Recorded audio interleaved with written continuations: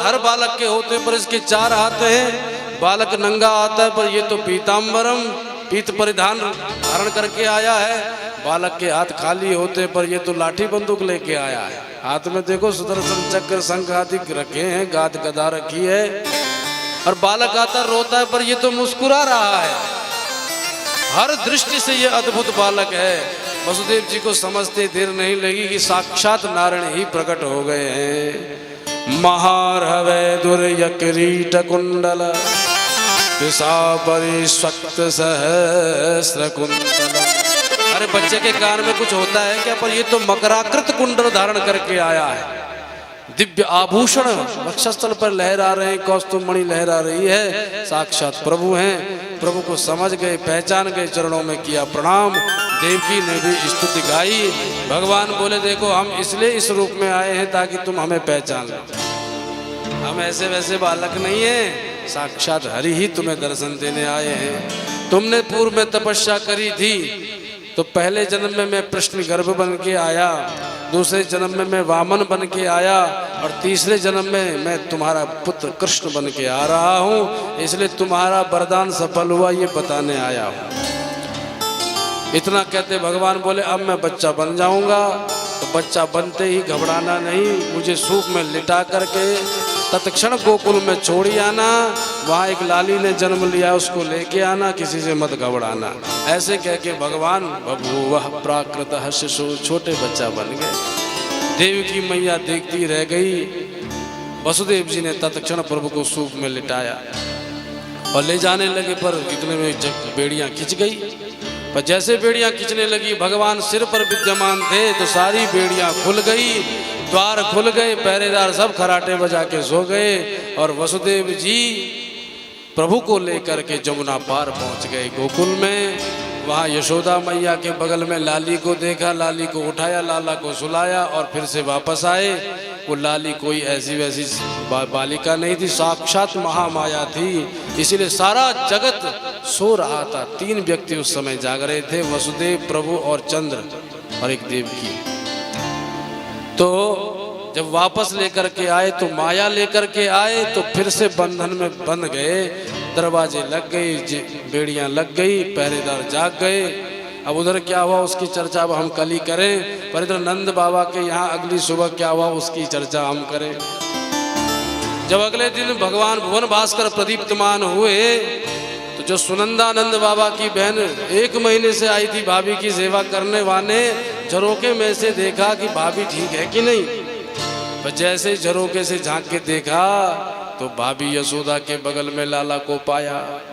नील सरोरुह नील मणि नील नीरधर श्याम तनु परिहरि रघुबर। तो नीलमणि की कांति से युक्त वो बालक था। तो उस नीलमणि के बालक को देख करके सुनंदा समझ गई लगता लाला हुआ है। पास जाकर के भीतर देखा तो मैया यशोदा तो सो रही है, उन्हें उससे भान ही नहीं कि लाला हो गया। पर सुनंदा ने सोचा अच्छा हुआ किसी ने देखा नहीं, सबसे पहले अपन ने देखा है तो अपन ही बधाई लूटेगी। तो भागती भागती गई अपने भैया के पास, ए नंद बाबा बधाई है बधाई है बधाई है। यमुना नदी के निर्मल तट पर नंद बाबा उस समय माला जप रहे थे। 90 साल की जब डोकरा है गए नंद बाबा तो एक छोरा छापरो भी ना भयो। तो एक दिन महाराज इनके घर में ब्राह्मणन की टोली चली आई और ब्राह्मणों को खूब माल छनाए। तो ब्राह्मणों ने आशीर्वाद दे दियो बाबा तेरे घर में लाला का जन्म हो जाए। ए महाराज ये 90 साल की अवस्था में कहाँ आशीर्वाद दे रहे हो, बुढ़ापे में कोई लाला होगा, कोई अच्छा लगेगा, समाज में कैसी कैसी बातें होंगी। पर इच्छा तो है, बड़े यज्ञ कर्म किए लेकिन अभी तक एक बच्चा नहीं हुआ। बोले बाबा हमारे मुख से स्वतः ही आशीर्वाद निकलो है सो अवश्य हो जाएगा। लेकिन एक काम कर, क्या तू तो अनुष्ठान जिमा, खूब रबड़ी घुटन दे, खूब दधी माल छनन दे और हम खूब नाम जप क्यों करें। देखो बालक कैसे ना हो। तू भी मंत्र जप, ओम नमो भगवते वासुदेवाय मंत्र दे दियो। अब बाबा तब से अनुष्ठान में बैठ गए, नित्य यमुना नदी में जाते, 108 डुबकी लगाते और भगवान का नाम जप करते हैं। तो जप रहे थे ओम नमो भगवते वासुदेवाय, ओम नमो भगवते वासुदेवाय। पर सुबह से ही सब आते जाते थे तो हर कोई पूछता था बाबा कछु भयो ना भयो। तो नंद बाबा एक ही बात बोलते भैया अब तो भयो ना ही आगे को पतो ना ही।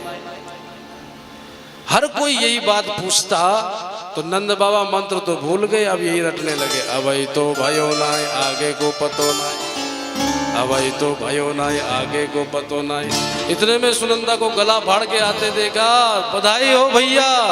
अरे सुनंदा काई बात की बधाई दे रही है? बाबा कान में दूंगी चुप्पी से कोई और ना सुन ले। नंद बाबा समझ गए कोई चोखी बधाई लाई है। अरे बता तू क्या बधाई है? बोले पहले तिजोड़ी की चाबी निकाल।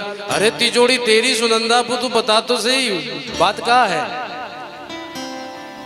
तब तिजोड़ी की चाबी दई 9 का हार दियो। सुनंदा ने कान में आके कह दियो बाबा तेरे घर में लाला को जन्म है गयो।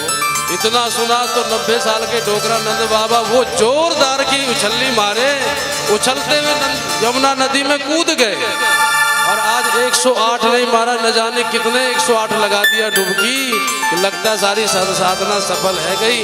तब नंद बाबा दौड़ पड़े अपने भवन की ओर, पर नंद बाबा अभी तक भवन पर दौड़ नहीं पाए। तब तक वहां ब्रज में तहलका मच गया।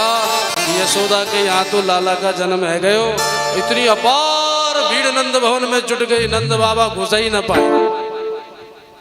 और जब देखा तो बड़ा उत्सव चल रहा था। हर कोई यशोदा मैया को बधाई दे रहा है। भगवान पालने में झूल रहे, यशोदा मैया झुलाई रही है और नंद बाबा दूर से ही दर्शन कर रहे हैं। बोल नंद के लाला जय हो।